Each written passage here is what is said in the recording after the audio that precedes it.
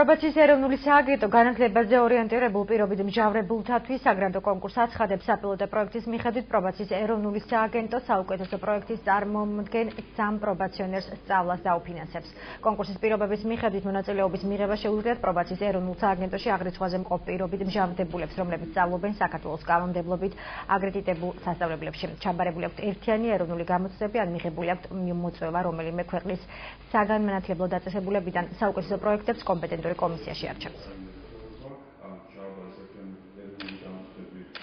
იქნებიან ისეთი პირები, რომლებსაც არ აქვთ ფინანსური საშუალება, მაგრამ აქვთ სურვილი ისწავლონ და შესაბამისად საზოგადოებას დაუბრუნდნენ, მოხდეს მათი ინტეგრაცია, მათ ცხოვრება შეიცვალოს უკეთესობისაკენ, ჩვენ ამაში ხელს შევუწყობთ და დაუფინანსებთ 3 საუკეთესო გამარჯვებულ პრობაციონერს სწავლის საფასურს, რომელიც წელიწადში შეადგენს თითოეულისათვის 2250 ლარს.